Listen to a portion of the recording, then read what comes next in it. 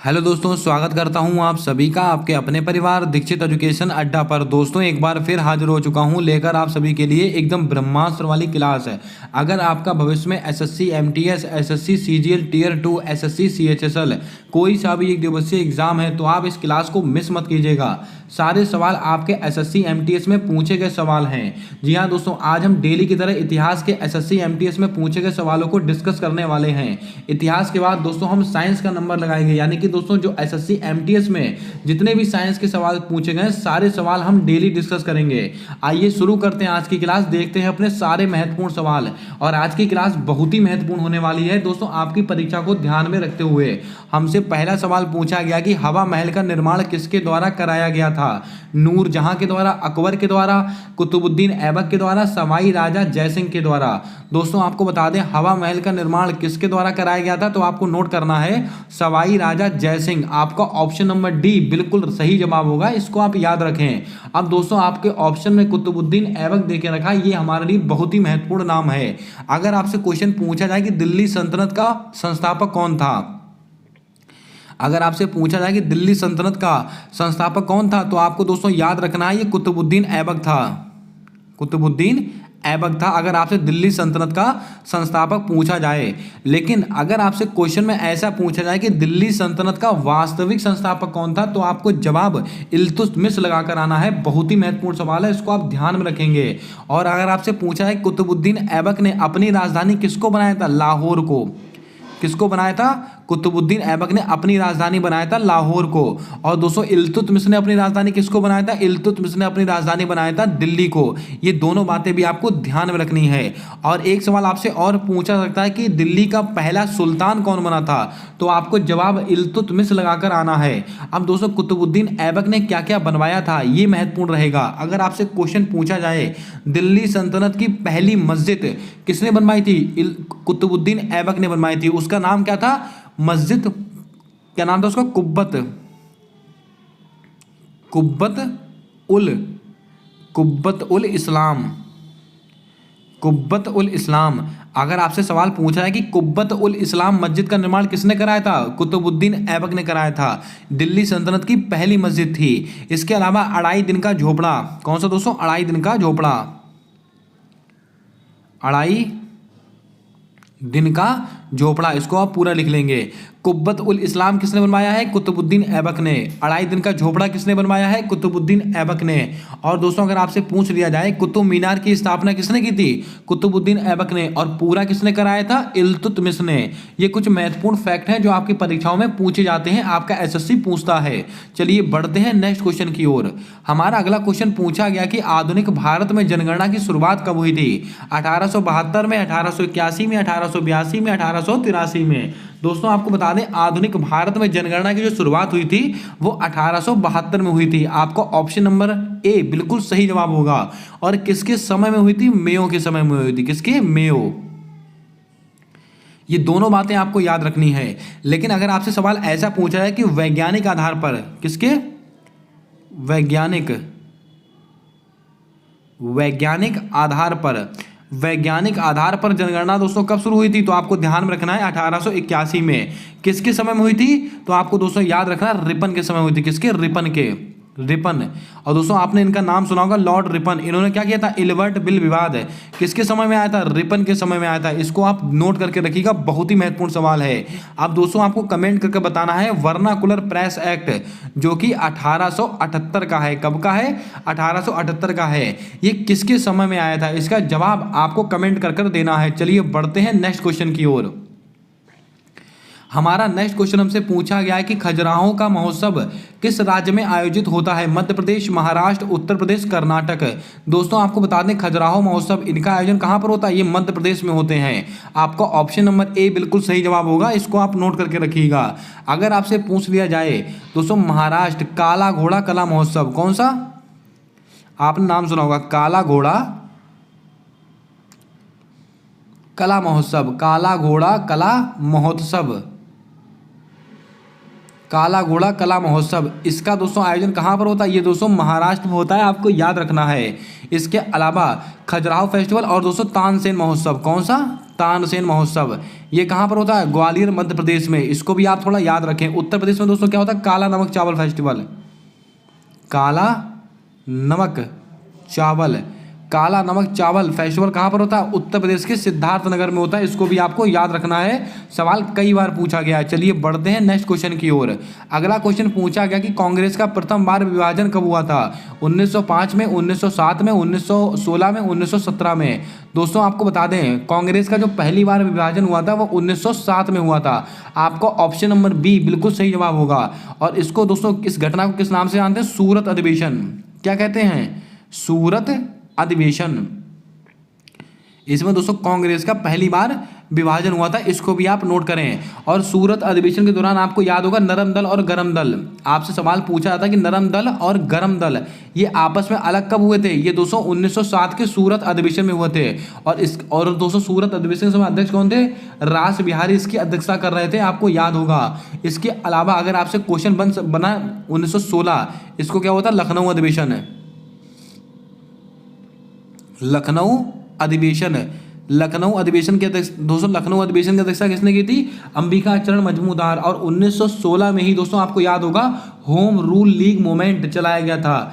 दोस्तों आपको याद होगा बाल गंगाधर तिलक और एनी बेसेंट, इन दोनों के द्वारा दोस्तों इसकी अध्यक्षता की गई थी होम रूल लीग मूवमेंट की, जो कि दोस्तों नरम दल और गरम दल आपस में 1907 के सूरत अधिवेशन में अलग हुए थे, वो दोस्तों 1916 के लखनऊ अधिवेशन में एक हो गए थे।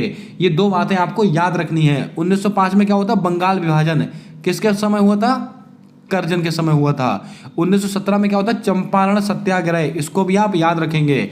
अब दोस्तों आपको कमेंट करके बताना है चंपारण सत्याग्रह ये दोस्तों किस लिए था, किसकी खेती के लिए दोस्तों ये आंदोलन किया गया था, इसका जवाब कमेंट कर आपको देना है। चलिए बढ़ते हैं नेक्स्ट क्वेश्चन की ओर। अगला क्वेश्चन पूछा गया कि राष्ट्रकूट वंश का संस्थापक, राष्ट्रकूट वंश की स्थापना किसके द्वारा की गई थी। यानी दोस्तों आपसे राष्ट्रकूट वंश का संस्थापक पूछा गया है, तो शायद हमने कल भी डिस्कस किया था, दंती दुर्ग। आपका ऑप्शन नंबर डी बिल्कुल राइट आंसर हो जाएगा, इसको आप याद रखें। दोस्तों खिर्ज खां ये दोस्तों किसके हैं, सैयद वंश के, सैयद वंश, इसके संस्थापक कौन है, खिर्ज खां। बिंबसार ये किसके हैं, हर्यक वंश के संस्थापक हैं। सिंह विष्णु ये दोस्तों किसके हैं, चोल वंश के, किसके, चोल वंश के हैं। दोस्तों विजयानंद किसके हैं, विजयानंद, विजयानंद ये किसके हैं, इसका जवाब आपको कमेंट कर देना है। चलिए बढ़ते हैं नेक्स्ट क्वेश्चन की ओर। दोस्तों यहाँ पर मैं आपको देने वाला हूँ बहुत ही महत्वपूर्ण जानकारी। जैसा कि आप सब जानते हैं कि हम आप लोगों के लिए लेकर आए हैं ब्रह्मास्त्र वाले ई नोट्स। जी हाँ दोस्तों, अगर आप एसएससी का कोई सा भी एक दिवसीय एग्जाम देने वाले हों, अगर आप एसएससी एमटीएस सीजीएल सीसीएसएल कोई सा भी दिवसीय एग्जाम देने वाले हैं, तो आप सभी के लिए ये ई नोट्स ब्रह्मास्त्र का काम करेंगे। आप अगर स्टैटिक जीके के नोट्स लेना चाहते हैं तो आपको history, polity, geography, science, economics, विविध स्टैटिक जीके इतने टॉपिक यहाँ से मिलने वाले हैं। अगर आप करंट अफेयर्स के नोट्स लेना चाहते हैं तो आपको जनवरी से लेकर जुलाई तक का पूरा करंट अफेयर एक वन लाइनर नोट्स के रूप में मिलेगा। दोस्तों यहाँ पर आपको पीडीएफ फॉर्म में नोट्स दिए जा रहे हैं और बहुत ही कंसाइज रूप में, यानी कि दोस्तों आपको केवल और केवल ऐसी बातें पढ़ने को मिलेंगी जो आपकी परीक्षाओं में आती हैं। 25 में से 18 से 20 सवाल आप आसानी से बना ले जाएंगे इन नोट्स को पढ़ने के बाद। और दोस्तों सबसे बड़ी बात, अगर आप दोस्तों जीके और करंट अफेयर का मिक्स नोट्स लेना चाहते हैं तो आप दोस्तों इसको भी परचेस कर सकते हैं। आपकी जानकारी के लिए बता दें, अगर आप केवल जीके के लेंगे तो आपको 60 रुपये पे करने पड़ेंगे। अगर आप केवल करंट अफेयर्स के लेते हैं तो आपको केवल 60 रुपीज़ पे करने पड़ेंगे। लेकिन अगर आप ये वाले ई नोट्स लेते हैं तो आपको केवल 75 रुपये इसके लिए पे करने पड़ेंगे। बहुत ही दोस्तों अफोर्डेबल प्राइस में और बहुत ही कंसाइज रूप में आपको ये नोट्स दिए जा रहे हैं। अगर आपको दोस्तों इसको परचेज करना तो इसका जो लिंक है मैंने अपने डिस्क्रिप्शन बॉक्स में और कमेंट बॉक्स में पिन करके रखा है, उसको आप वहां से क्लिक कर परचेज कर सकते हैं। आप अपनी तैयारी को और मजबूत बना सकते हैं। चलिए बढ़ते हैं नेक्स्ट क्वेश्चन की ओर। अगला क्वेश्चन हमारा पूछा गया था कि गोपुरम मंदिर कहां पर स्थित है, उत्तर भारत में, दक्षिण भारत में, पश्चिम भारत में, इनमें से कोई नहीं। दोस्तों आपको याद होगा गोपुरम मंदिर ये कहां पर स्थित है, ये दोस्तों दक्षिण भारत में स्थित है। आपका ऑप्शन नंबर बी बिल्कुल सही जवाब होगा, इसको आप ध्यान में रखेंगे। दक्षिण भारत में भी दोस्तों कहां पर, ये तमिलनाडु में स्थित है, इसको भी आप नोट कर लें। अगर आपसे पूछ रहा है बृहदेश्वर मंदिर, बृहदेश्वर मंदिर ये सवाल भी कई बार परीक्षा में पूछा गया है, ये कहां पर स्थित है, तंजावुर तमिलनाडु में स्थित है। कहां पर, तमिलनाडु में स्थित है। और किसके द्वारा बनवाया गया है, दोस्तों चोल शासकों के द्वारा बनवाया गया, यानी कि राजराज प्रथम के द्वारा बनवाया गया है? इस सवाल को भी आप याद रखें, परीक्षा में कई बार रिपीट हुआ सवाल है। अगर दोस्तों आप क्लास को पहली बार देख रहे हैं तो क्लास को लाइक कर दें, चैनल पर नए हो तो चैनल को सब्सक्राइब कर बेल वाला आइकन ध्यान से दबा लें, ताकि आने वाली क्लासेस के अपडेट्स आप तक आसानी से पहुंचते रहें। और क्लास को अपने दोस्तों तक जरूर शेयर कर दें जिसका भी एग्जाम बाकी है। दोस्तों अगला सवाल पूछा गया कि सी.आर. दास ने वकालत क्यों छोड़ी थी? भारत छोड़ो आंदोलन के अवसर पर, असहयोग आंदोलन के अवसर पर, लाहौर अधिवेशन के अवसर पर, या स्वराज पार्टी के गठन के अवसर पर? दोस्तों आपको बता दें सी.आर. दास ने यानी कि चित्तरंजन दास ने दोस्तों वकालत कब छोड़ी थी? तो आपको ध्यान में रखना है ये दोस्तों इन्होंने असहयोग आंदोलन के अवसर पर छोड़ी थी। आपका ऑप्शन नंबर बी बिल्कुल सही जवाब होगा, इसको आप ध्यान में रखें। और फिर इसके बाद दोस्तों 1923 में इन्होंने क्या किया था? स्वराज पार्टी का गठन किया था। और किसने किया था? सी.आर. दास और चित्तरंजन दास और मोतीलाल नेहरू ने किया था। इसको भी आप ध्यान में रखें, किसने किसने किया था? सी.आर. दास, चित्तरंजन दास और मोतीलाल नेहरू।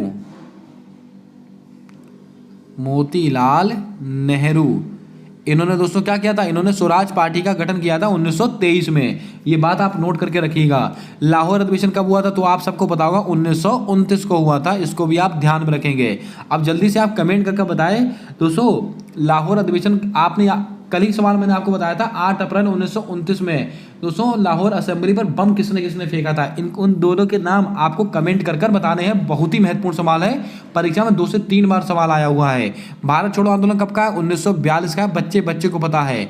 और इस समय दोस्तों वायसराय कौन थे? लिनलिथ गो। इसको भी आप लिख लें। चलिए बढ़ते हैं नेक्स्ट क्वेश्चन की ओर। अगला क्वेश्चन पूछा गया कि भारत में कुल कितने यूनेस्को विश्व धरोहर हैं? 39 हैं, 40 हैं, 75 हैं, 74 हैं? दोस्तों आपको याद होगा भारत में कुल कितने यूनेस्को धरोहर हैं? 40। आपका ऑप्शन नंबर बी बिल्कुल सही जवाब होगा। 40वां कौन सा है? धौलावीरा। धौलावीरा ये दोस्तों 40वां है। कहां पर स्थित है? गुजरात में स्थित है। कहां पर स्थित है? गुजरात में स्थित है। 39वां दोस्तों कौन सा? रमप्पा मंदिर है। ये दोस्तों रमप्पा मंदिर कहां पर स्थित है? तेलंगाना में स्थित है। इसको भी आप याद रखेंगे। 75 दोस्तों क्या है? 75 रामसर साइट है। रामसर साइट कितनी है? 75 है। अगर आपसे क्वेश्चन पूछा है भारत में वर्तमान समय में सबसे अधिक रामसर साइट किस स्थान पर है? तमिलनाडु में सबसे अधिक। उत्तर प्रदेश मत लगा के आइएगा, आंसर गलत हो जाएगा। तमिलनाडु इसका राइट आंसर होगा। भारत में सर्वाधिक रामसर साइट वाला राज्य कौन सा है? तमिलनाडु। चलिए बढ़ते हैं नेक्स्ट क्वेश्चन की ओर। अगला सवाल पूछा गया कि धर्म सभा की स्थापना किसके द्वारा की गई? राजा राम मोहन राय, आत्माराम पांडुरंग, राधाकांत देव, महात्मा ज्योतिबा फुले? दोस्तों आपको याद होगा धर्म सभा, इसकी स्थापना किसके द्वारा की गई थी? ये दोस्तों राधाकांत देव के द्वारा की गई है। आपका ऑप्शन नंबर सी बिल्कुल सही जवाब होगा। इसको भी आप नोट करके रखें। और दोस्तों कब की गई? ये भी बात बहुत ही महत्वपूर्ण है। 1830 में की गई है। कहां पर की गई थी? कोलकाता। ये दोनों बातें आपको याद रखनी है दोस्तों, कब की गई, किसने की और कहां पर की। ये सब बहुत ही महत्वपूर्ण सवाल है। राजा राम मोहन राय आपको याद होगा 1828। ब्रह्म समाज। आत्माराम पांडुरंग 1867। प्रार्थना समाज। महात्मा ज्योतिबा फुले 1873। सत्य शोधक समाज। 1875 में दोस्तों क्या हुआ था? आर्य समाज। 1897 में क्या हुआ था? रामकृष्ण मिशन। ये सब बातें मैं आपको कई बार नोट करा चुका हूं, अब तो आपको रट गई होंगी। चलिए बढ़ते हैं नेक्स्ट क्वेश्चन की ओर। अगला क्वेश्चन पूछा गया कि पांड्य वंश का सबसे शक्तिशाली शासक कौन था? जटावर्मन सुंदरम थे, मारवर्मन कुलशेखर थे, युधिष्ठिर थे, दंतिदुर्ग थे? तो दोस्तों आपका राइट आंसर हो जाएगा जटावर्मन सुंदरम। आपका ऑप्शन नंबर ए बिल्कुल सही जवाब होगा। इसको आप ध्यान में रखेंगे, ये सवाल भी आपकी परीक्षा में पूछा गया प्रश्न है। अगला क्वेश्चन हमसे पूछा गया कि हिंदू कॉलेज की स्थापना किस वर्ष हुई थी? 1791, 1817, 1761, 1556? क्या होगा आपका सही जवाब? जल्दी से बताएं। दोस्तों आपको बता दें हिंदू कॉलेज इसकी स्थापना दोस्तों कब की गई थी? ये दोस्तों की गई थी 1817 ईस्वी में। आपका ऑप्शन नंबर बी बिल्कुल सही जवाब होगा। इसको भी आप ध्यान में रखें। और हिंदू कॉलेज की स्थापना की किसने थी? इसका जवाब जल्दी से कमेंट कर आपको बता देना है। अगला क्वेश्चन हमसे पूछा गया कि देव समाज की स्थापना किस वर्ष हुई थी? ये सब समाज भी बहुत ही महत्वपूर्ण है। देव समाज इसकी स्थापना कब हुई थी? 1887 में हुई थी। आपका ऑप्शन नंबर सी बिल्कुल सही जवाब होगा। इसको आप ध्यान में रखेंगे। और किसके द्वारा की गई थी? तो आपको नोट करना है सत्यानंद अग्निहोत्री। सत्यानंद अग्निहोत्री।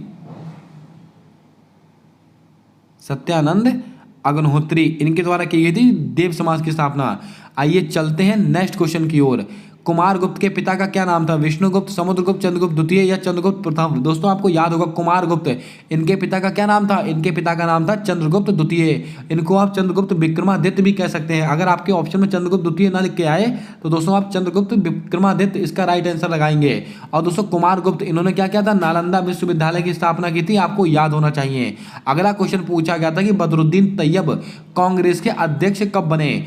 1885, 1887, 1888, 1889? दोस्तों आपको याद होगा कांग्रेस के पहले मुस्लिम अध्यक्ष कौन थे? बदरुद्दीन तैयब। और दोस्तों पहले 1887 इसका सही जवाब होगा। आपको याद होगा 1885 में दोस्तों कांग्रेस का पहला अधिवेशन हुआ था, कहां पर? बॉम्बे में हुआ था, बॉम्बे में हुआ था। और इसके दोस्तों हेड कौन थे? तो आपको याद होगा व्योमेश चंद्र बनर्जी इसके अध्यक्ष थे। और सचिव कौन थे? एओ ह्यूम। ये बातें आपको याद होनी चाहिए। 1886 इसको दोस्तों कांग्रेस का दूसरा अधिवेशन हुआ था, कहां पर? कोलकाता। और इसके उसमें हेड कौन थे? दादा भाई नौरोजी। और 1887 में दोस्तों इसका अधिवेशन कहां हुआ था?